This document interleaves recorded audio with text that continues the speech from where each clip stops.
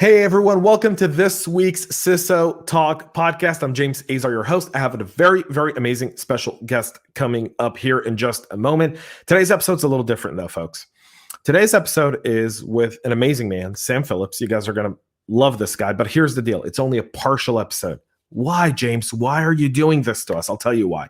April 27th, Sam and I are going to be doing a fireside chat that's going to continue in this episode for the Cyber FinTech event that I'll be moderating, hosting here in Atlanta, Georgia, with our keynote speaker, Ross Young, the CISO over at Caterpillar Financial, and so many other great people like Sam are going to be there. So you don't want to miss it. You want to sign up for it because that's how you're going to catch the rest of this episode is by going to atpcyberfintech.com to catch the rest of it. So you're going to start watching now, and then midway through, the rest of the content will be available exclusively on atpcyberfintech.com. So go there and register now. So also subscribe to the podcast, share the show, let all your friends and colleagues know about the awesome CISO Talk podcast.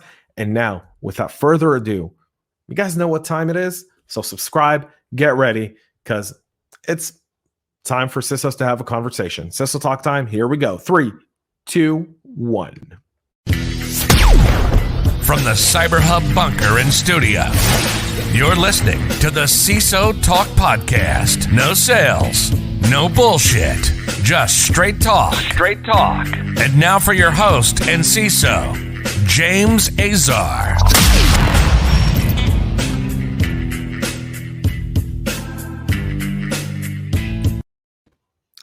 Sam, welcome to the podcast. Hey, James, thanks for having me. I'm looking forward to it. These are always fun. I love doing these kinds of things. Me too. So Sam is the head of information security architecture over at the great bank of Wells Fargo. I appreciate you taking time to join us today. I'm very grateful for it. Oh, my pleasure. And like I say, I really love doing these things, and I always learn a lot. And hopefully, I'll learn quite a bit more today. I'm hoping that people learn more from you than us from them today. But so Sam, we kind of look at, the idea of, cybersecurity, architecture and some of the digital transformation that's going on right now. And it's a very exciting time in the fin services world and the fintech world. I mean, the way people buy, the ease of use and all these different payment technologies have really created almost a transformation. How does architecture adapt to all these transformations that are going on right now? I think, from my perspective, a lot of it is hanging out with innovation teams. And so, getting an understanding as to what things they're looking at, what things they're thinking about, and how do we think that's going to be driven into the business. And so, we hang out with the innovation folks. We also hang out with, and we try to really spend a lot of time with businesses as they're setting their strategies for the year or their strategies for a product or a solution set so that we understand where they're headed. And the other thing that I think is that within technology as well as within security and architecture is what can you do to enable a feature of the business or to help drive that particular feature or that solution. So that's a large part of what we're really trying to do is saying, how can we be an enabler? So think about mobile banking or something along those lines. What things can we do? Well, if you've got a bunch of passwords and stuff like that, potentially there'll be some problems with it. Are there ways that we can do a better job of it? And so along come things like biometrics. And once you're comfortable with the security of the biometric, ensuring that kind of stuff is built in. So it just makes it much more seamless and much easier to use. Things like NFC payments, a lot of the transactions like Apple Pay, Google Pay, Samsung Pay, things along those lines. I mean, those are results of, hey, I want to be able to do this with this device. So this device becomes me. Okay, how can we do that? Let's figure out what the architecture looks like. Let's look at the technology that's coming down the path. When can you do this? And how do you make it simple and straightforward for people to use, yet provide the security in the background? So, and like it's fun with the innovation team. So right now, I mean, one of my pet projects that we've been working on is quantum safe encryption. And it's like, why do you care? Because quantum's not going to be here for 5, maybe 6 years down the road. Thing is that you got a lot of persistent data that has a lot of challenges associated with it. And if you can't protect that data now, I just hang on to it. If I'm somebody that wants to do you harm, I just accumulate it. Quantum comes along, I unencrypt it. It's still relevant, and then I'm off to the races. So again, it's just like, how can you do something, and how can you avoid that particular piece of the equation? So we're really looking very closely at, there are a lot of algorithms out there for doing it. The question is how do you implement them? What do you really want to implement? So there are a lot of questions, but I mean, we've got to answer those now. It's not something we can wait for. So that's kind of fun, because I mean, it's really interesting to talk to the physicists and and to the folks that are really on the leading edge with cryptography. Yeah, I had Chris Lindbergh, who's the Chief Innovation Officer over at the CDC. In December of 19, I had him on the show, and we were talking about quantum when it comes to medical data. Right. To only have COVID break out a few short months later. But the idea of how quantum computing would help you recognize pandemics as they evolve at a much greater speed, because the data sets no longer rely on traditional computing power. Or the idea of how quantum really isn't a MacBook in your office. Quantum computer is more of a, the technology around quantum computing is very fascinating. I love the fact that you guys are thinking 5-6 years down the road, because I think quantum's going to be here much quicker than people actually think. Like, I think we're going to see we're going to see first use cases of quantum within the next 18 to 24 months.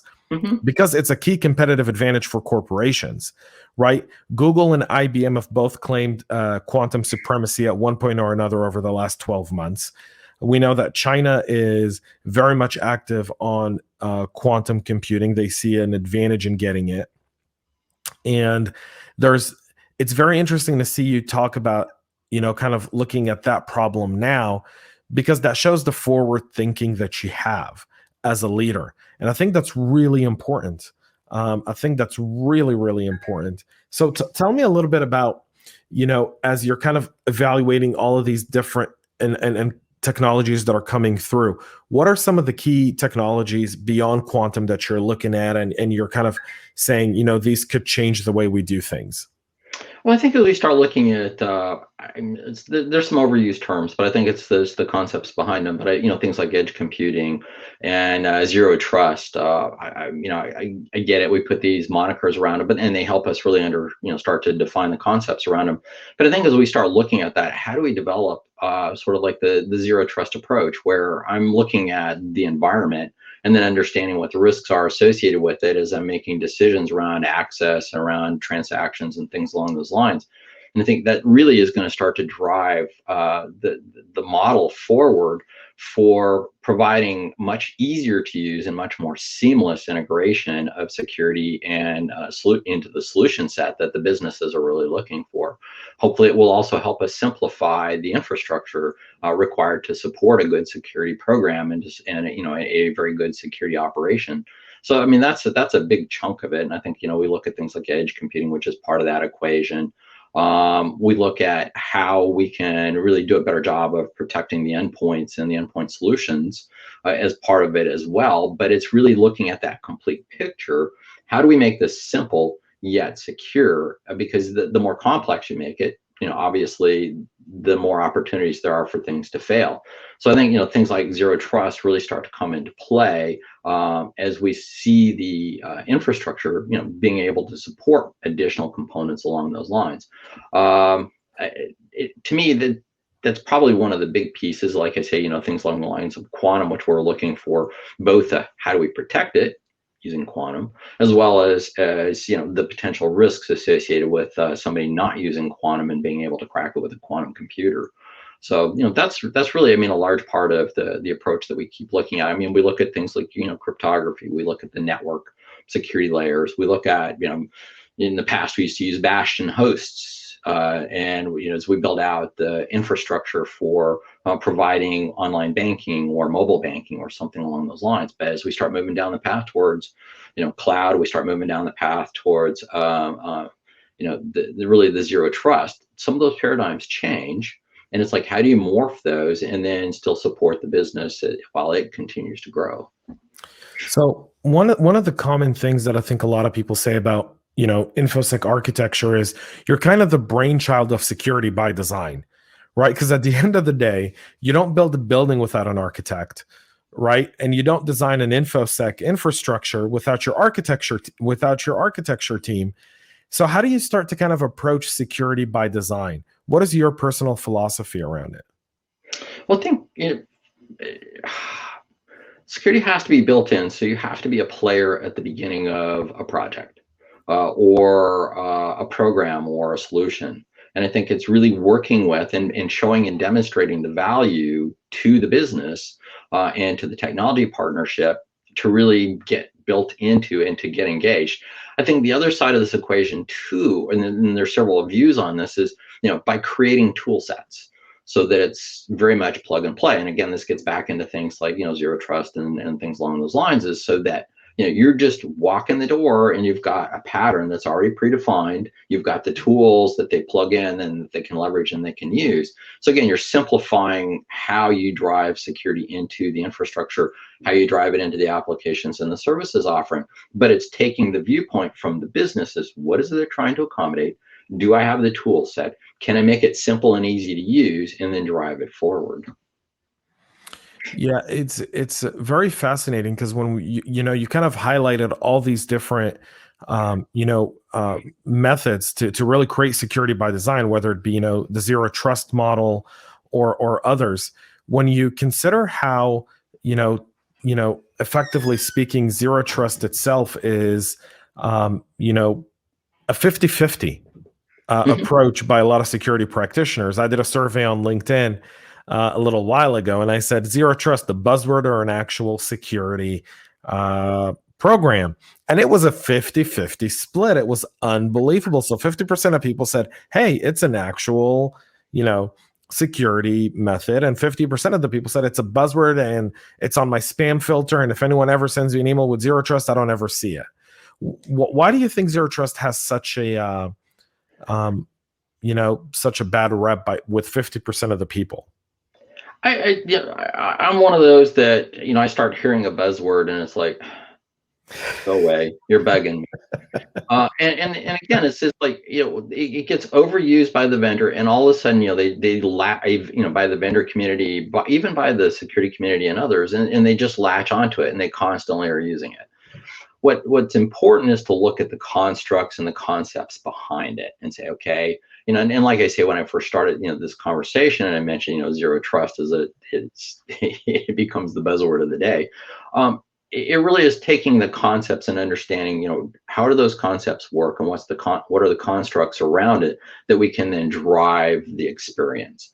And if we pick the buzzword, great. And again, like, I'm sort of like, if I see an incoming email that has, zero trust here today, I may or may not look at the vendor. And it just depends upon, the mood that I'm in, whether I think that they're really going to bring something to the table that I'm missing or have something new. And it's really a challenge because I really hate the buzzwords. And again, that's the way that a lot of the stuff gets sold. So I think, from the 50-50 perspective, people that are looking at it from the concepts and what I want to do from a conceptual perspective, those are the 50. They're going to say, yeah, we'll go with that. The folks that are looking at, I'm getting a bunch of junk mail from vendors, stating that they can drive zero trust. Then, those are the folks that are going to go, get away from me. And so I think, again, it's like it's the split between, I've got an idea. Okay, so zero trust, I can live with that. And then the other side, which is, you're using buzzwords, so I'm not going to trust what you're talking about. Yeah, there's I almost always look at these buzzwords and wonder, when will be the day. I have a buzzword graveyard. We'll get to that in just a little bit, because I do have a buzzword graveyard, and there's a lot of buzzwords buried in my buzzword graveyard. It's massive at this point. I've dug way too many graves in the over 110 episodes I've done in CISO Talk, where we've buried buzzwords. So, as we kind of look at not only innovation, but the business, the user innovation of how they use technology, right? Which plays there's the business architecture, of how the business envisions a user using something. And then, as you and I both know, there comes the user and uses it in a completely different way than what anyone in the business thought the user would be using it for. How do you adjust for some of those from a technology perspective? And part of it is really understanding what the business is trying to do and trying to understand the alignment, and then being able to, rationalize between the buzzwords, rationalize between the vision, and then the ability to implement or to drive that vision. What is it that they really want to do? And then try to figure that out and understand their definitions, because that will help you with that understanding as to where do they really want to go and what is it that they're really trying to drive. So once you started getting that down, it's replaying things back and making sure that you understand and that they understand what you're talking about, and that you get that alignment. And I think too many times, we'll say, oh, we'll go off and we'll build this for you. And then we go off and we build it, and it wasn't exactly what they really wanted. And this gets back into the, too much detail and too much technology versus, this is what this is going to bring to the equation. And this is what it's going to do for you. This is what it's going to do for your customers and for your business partners. And I think that's really part of the challenge, is being able to do that explanation and build the rationalization for how this is going to support them. So I kind of want to pick your expertise on something for a moment. One of the critical changes that we've seen over the last 12 months, partly due to COVID, has been that rapid move to the cloud environment, kind of from on-prem. And that creates a significant architecture challenge, simply because, if you're doing a multi-cloud environment, it creates a bunch of level of complexities. And as you and I both know, the more APIs, or the more the things that connect to other pieces, the more ways things can break down.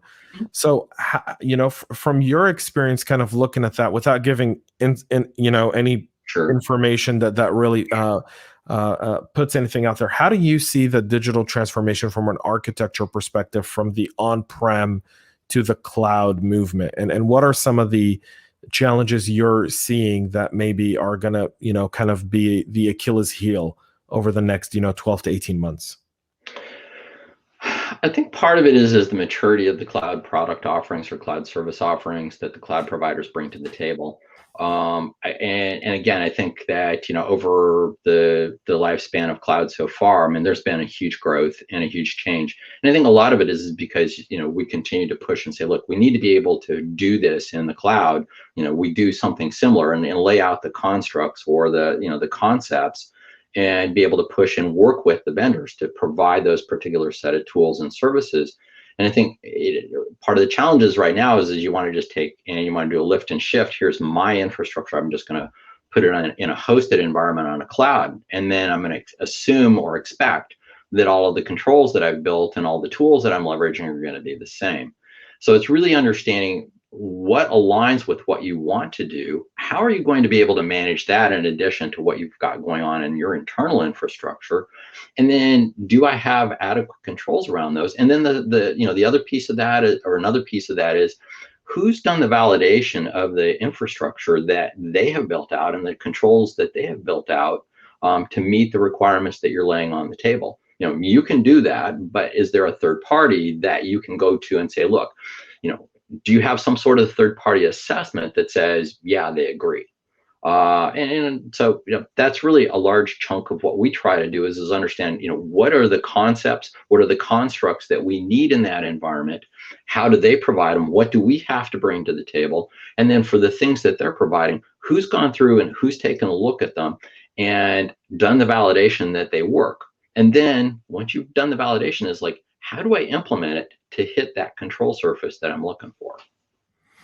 Yeah, that's a wonderful kind of approach to it, because it's one of the common kind of things I see with, threat hunting teams and security researchers as we kind of turn our eyes towards the cloud, is the challenges of really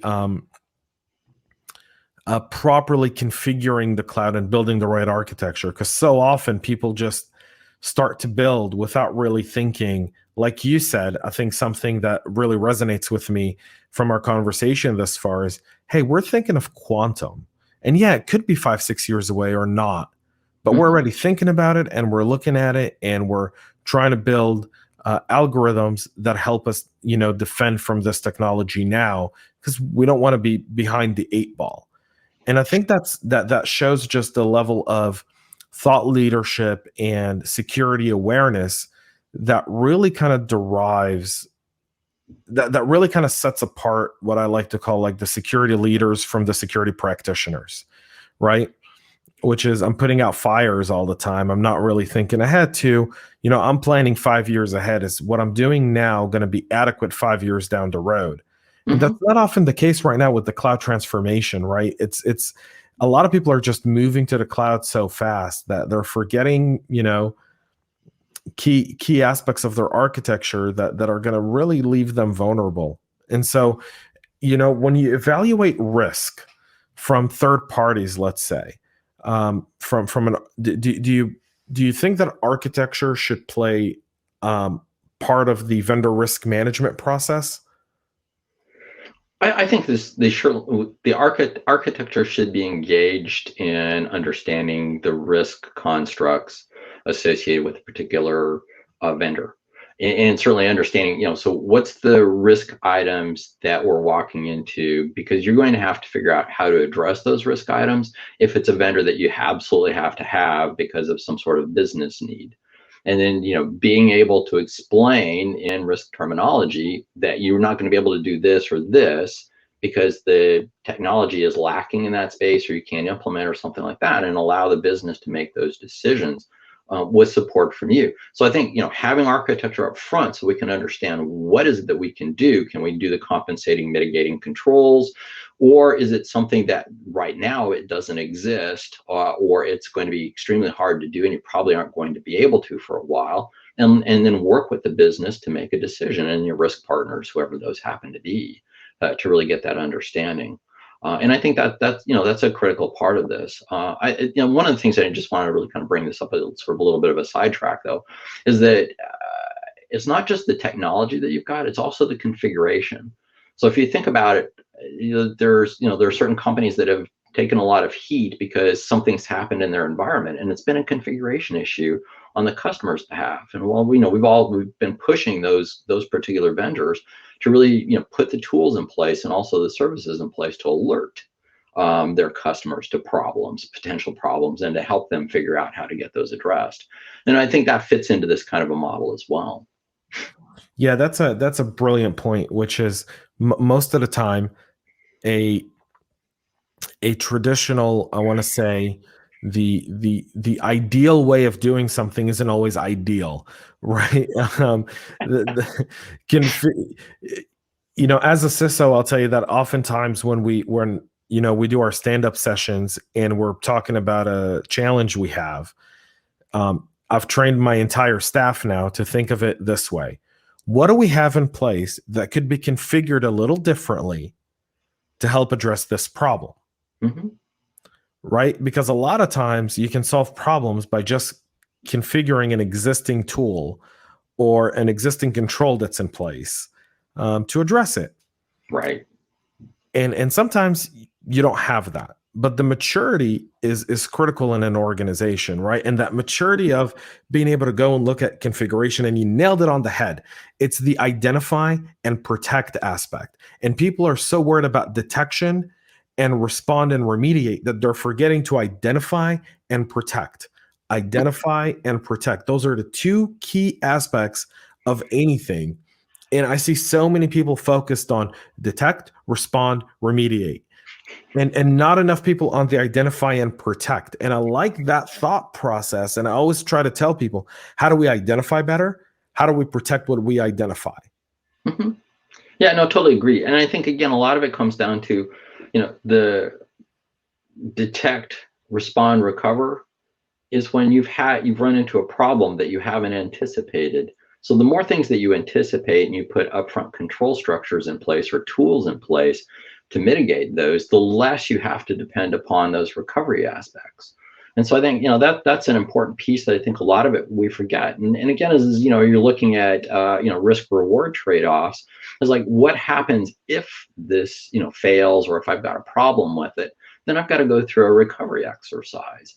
And, that's firefighting mode for all intents and purposes. And you can do a really good job of being a firefighter, but if you don't have a fire up front, you don't have to go through that exercise, which is going to be disruptive. You can put more resources on building where you want to go and ensuring that you've got the hardened infrastructure and the components that you need in order to meet your risk appetite.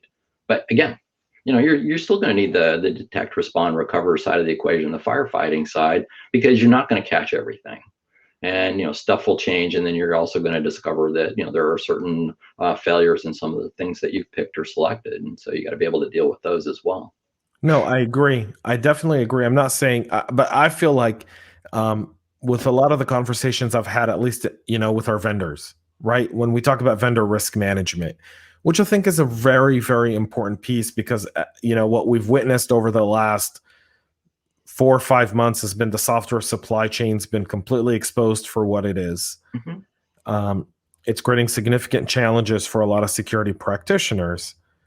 And something I've been doing as a CISO, and I talk about it a lot on the show, is when we bring on vendors, I ask for the entire software toolkit. I want to know the nutritional facts of the software you're using. And I want to know what critical pieces of it. I'll sign any contract you send our way in terms of secrecy and NDA and non-disclosure. And, as far as I'm concerned, host it in your own environment. Give me, access to it so that we can see it when we need to. But we have to keep now a software supply chain list so that every vulnerability that pops that may not be our software, but could be one of our critical vendors, our vendor team, our vendor risk management team is reaching out to that vendor and going, hey, Chuck, are you guys patching, this challenge we have with PHP right now, this vulnerability? And if not, what are your plans so that we can also, from our end, start to change our configurations? Again, going back to your configuration piece, I think that's one of the smartest things I've heard in a very long time on the show, which is, how do we change that configuration piece so that we're not part of this vulnerability, right? Because that changes your risk, and your risk changes almost by the second, by the app, by the minute, and by the day. Your risk never stays, complacent. Your risk never stays the same. Exactly. And again, I totally agree. I think that, the challenge is that you've got all the threat actors out there, and they're not just sitting around, looking, waiting for stuff to happen. They're out there actively looking. Right. And they're really aggressive on trying to find those things that are going to cause you problems, or going to allow them to do, whatever it is that they want to do. And so things like configuration and certainly, DAST and SAST testing, things along those lines, where you're really going out there and then, hammering it for those things in a critical space are there.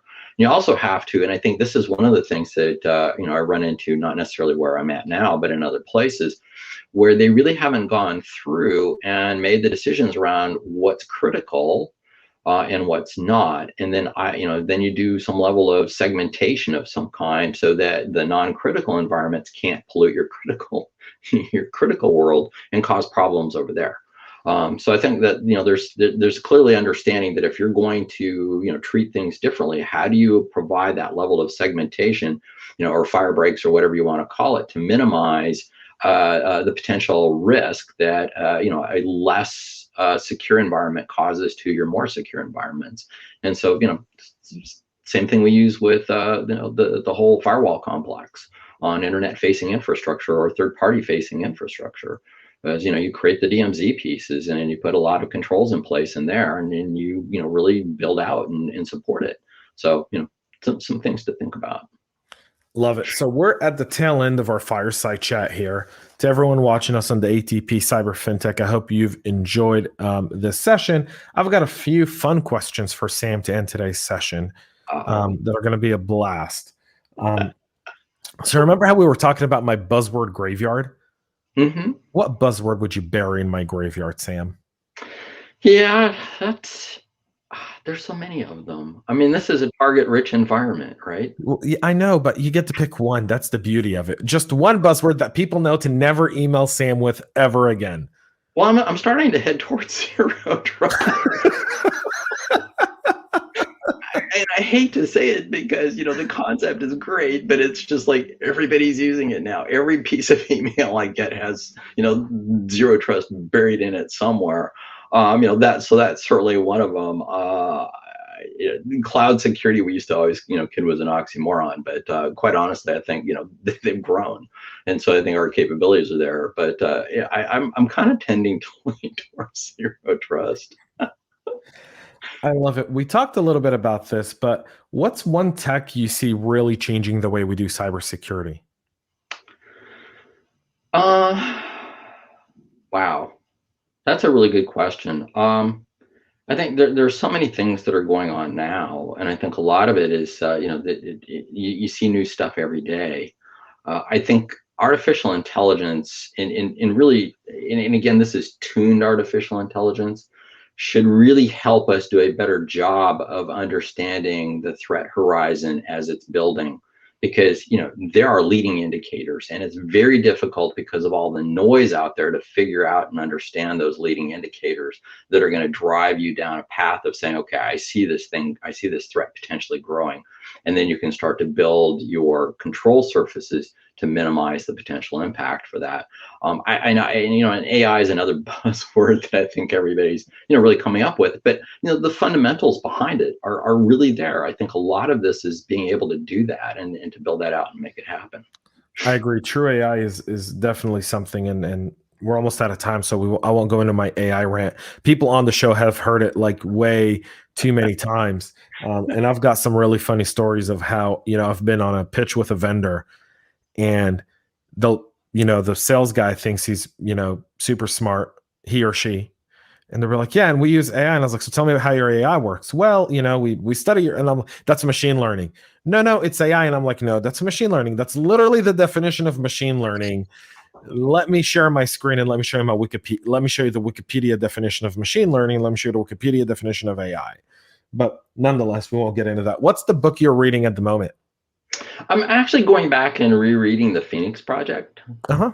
And again, the reason I'm doing that is that you get so tied up in other things, and this one is that as we start moving more aggressively into another one of my favorite buzzwords, as you start really looking at this whole model, it's like you really need to think about where you've been, what you need to focus in on, and how you need to drive it. And so, again, as I mentioned, firefighting. Well, that's the fourth item that if you read through the Phoenix Project, you're really looking at the alignment. So where's the best value for the company? It's in, in the first item, which is, you're building new components and new services. Where your value add starts to drop is at the back end when you're playing firefighter. And so again, it's really just, it's helping me just kind of take that view again and kind of help people understand, how do we drive where the value add is and how do we push this forward, as opposed to, I want to build something that's going to provide value to the company as opposed to playing firefighter all the time because what we built before doesn't work. So yeah, absolutely. What's the last movie you saw? So the last movie I saw, we watch a lot of movies, but the last, what I would say, for release on the quote big screen unquote, was Wonder Woman 1984. That was actually kind of interesting. It probably wasn't my favorite coming out of there, but it was actually a lot of fun. So we'll see. Love it. Do you have a favorite music you listen to? I like a lot of variety. I grew up in the Western U.S., so you listen to some country western and stuff like that. I like jazz, and then I hate to say it, but rock and roll. Some of the old classical rock and roll stuff. So that kind of stuff. Yeah, dude, that's my road trip playlist. Whenever I drive up to Charlotte, it's just good old rock and roll, man. You can't listen to anything else. I'm with you. Exactly. So I've got a pretty extensive rock and roll playlist. Brilliant. Sam, thanks so much for joining us on the CISO Talk podcast and at the ATP Cyber FinTech 2021 event that has just been, it's a fun thing to do. Our first hybrid event of 2021 and kind of get back to some level of normal. I hope to see you during Cyber Week, Georgia Cyber Week. I'm sorry, which in September it'll be a blast. But thank you so much for coming on and taking time to share with us today. And James, thank you. It's been great to meet you. Look forward to catching up again, and both with both of those events. I'm looking forward to it. I like it because it's a lot of fun, and I think this will be great. So it's been great to meet you, and this has been a lot of fun. So I appreciate it. Absolutely, folks. Don't forget to rate this session as you're walking away from it, and you can submit questions, and we'll try to answer them. Make sure to subscribe to our podcast and share it with your friends and colleagues. And get all the latest information at cyberhubpodcast.com.